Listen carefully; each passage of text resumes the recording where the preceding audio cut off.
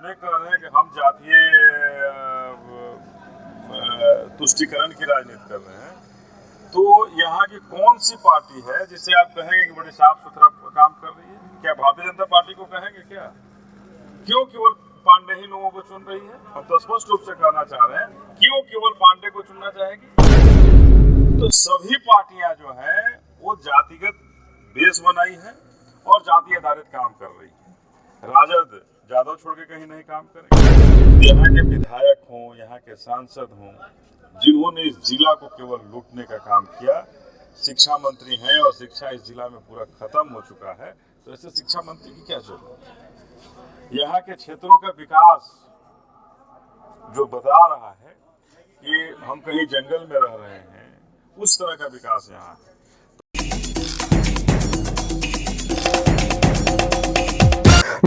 तो स्वागत है आपका सभी के बीच प्रेस कॉन्फ्रेंस में। धन्यवाद, जय भीम। सबसे पहले आपसे जानना चाहेंगे कि संगठनात्मक तौर पर गोपालगंज में बीएसपी को मजबूत करने के लिए क्या प्रयास किए जा रहे हैं आपकी पार्टी के द्वारा? देखिए, अभी हम लोग हर विधानसभा में जाकर के बूथ की समीक्षा कर रहे हैं, अपने बूथ की कमेटियों को बना रहे हैं, और उसी संदर्भ में आज इस भोरे विधानसभा में आकर के भोरे विधानसभा के बूथ स्तरीय कमेटी से हम लोग मिले और उसको मजबूत करने का और भी मजबूत करने का हम लोगों ने, सारे कार्यकर्ताओं ने, सारे पदाधिकारियों ने संकल्प लिया है कि हम भोरे विधानसभा किसी भी परिस्थिति में जीत कर बहन मायावती के झोली में डालेंगे। उसके लिए अभी से ही सब संकल्पित होकर के लगने का काम किया। बिहार की राजनीति जातीय समीकरणों से अछूती नहीं रही है। जहाँ तक आपकी पार्टी का सवाल है, इस पर तो आरोप भी लगते रहे हैं कि वो जातीय तुष्टीकरण की राजनीति करती है। इस पर आपका क्या कहना है? देखिए, आप किसकी बात कर रहे हैं? अगर आप हमें कह रहे हैं कि हम जातीय तुष्टीकरण की राजनीति कर रहे हैं, तो यहाँ की कौन सी पार्टी है जिसे आप कहेंगे कि बड़े साफ सुथरा काम कर रही है? क्या भारतीय जनता पार्टी को कहेंगे क्या? क्यों केवल पांडे ही लोगों को चुन रही है? हम तो स्पष्ट रूप से कहना चाह रहे हैं, क्यों केवल पांडे को चुनना चाहेगी? तो सभी पार्टियां जो हैं वो जातिगत बेस बनाई है और जाति आधारित काम कर रही है। राजद जादव छोड़ के कहीं नहीं काम करेंगे। हम तो बहुजन समाज की बात करते हैं। हमारी बहुजन समाज पार्टी बहुजन समाज की बात करती है, सर्व समाज की बात करती है, और हम तो वो चाहते हैं जो माननीय काशीराम साहब हमारे मार्गदर्शक रहे हैं। उन्होंने जो योजनाएं बनाई हैं कि जो पीछे के पायदान में है उसको हमें मुख्य धारा में लाना है, और हम उस लड़ाई को लड़ रहे हैं। बहुजन समाज पार्टी उस लड़ाई को लड़ रही है।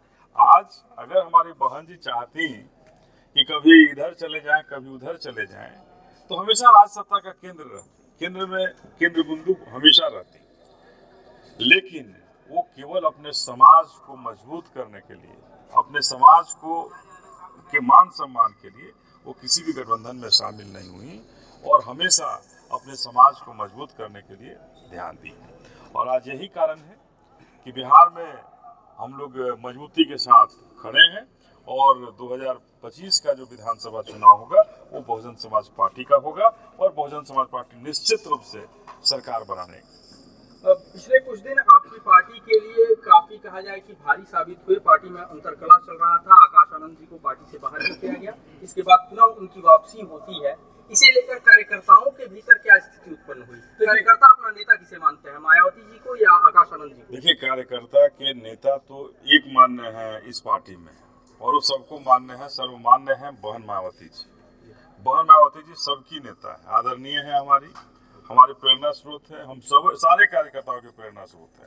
और आकाश आनंद जी अब हैं पार्टी के नेशनल कोऑर्डिनेटर हैं, मुख्य नेशनल कोऑर्डिनेटर है। सारे कार्यकर्ता उनको भी मानते हैं।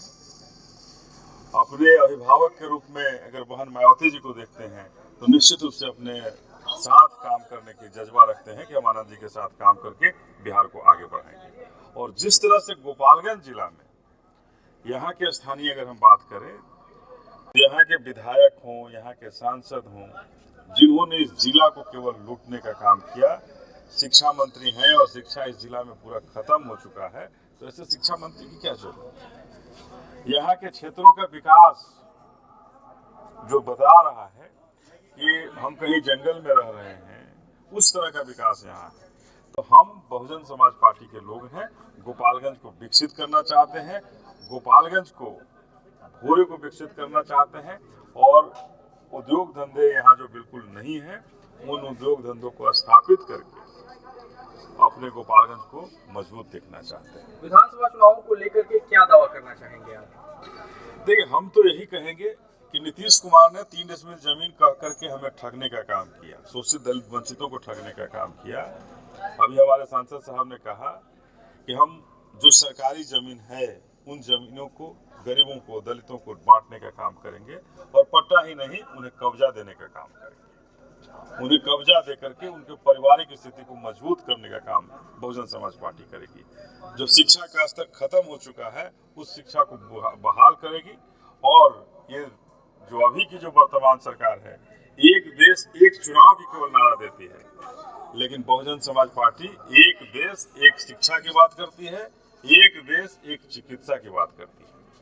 एक तरह का अस्पताल होना चाहिए। आज अगर हमारे यहाँ भोरे में कोई बीमार होता है, कोई माँ बहन हमारी बीमार हो जाए तो सबके ले जाके पड़ी गोपालगंज, गोरखपुर।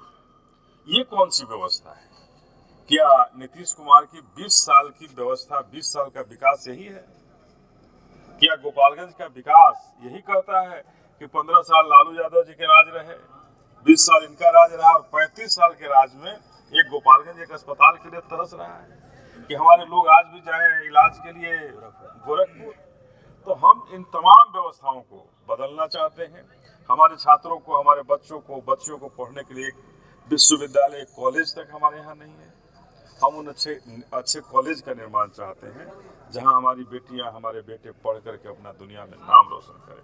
वैसा बहुजन समाज पार्टी बनाना चाहती है गोपालगंज को और इसीलिए आई है कि हम अपने तमाम शोषित दलित वंचितों से, पिछड़ों से, अति पिछड़ों से, सवर्णों से साथ मांग रहे हैं कि आप आइए, बहुजन समाज पार्टी के साथ मजबूती के साथ खड़ा होइए और इन सांपनाथ और नागनाथ का जो गठबंधन है, इंडिया और एनडीए की जो सांपनाथ और नागनाथ की गठबंधन है, इसको उखाड़ फेंकिए और इस बार बहुजन समाज पार्टी की सरकार। बहुजन समाज पार्टी जिंदाबाद।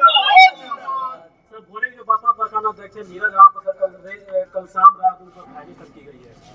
देखिए, ये कहीं ना कहीं हतोत्साहित हो करके किसी की ने घटना किया है। हम लोग उन घटनाओं पर नजर है और हम अपने कार्यकर्ताओं में भी ये कहे हैं कि इन घटनाओं से हतोत्साहित होने की जरूरत नहीं है। हौसला मजबूती से रख के हम सब आपके साथ हैं और इन सारी घटनाओं को हम लोग संज्ञान में है और इन घटनाओं को न्याय के रूप में जरूर हम इसे करेंगे कि इन घटनाओं में हमें न्याय मिले। बहुत बहुत धन्यवाद।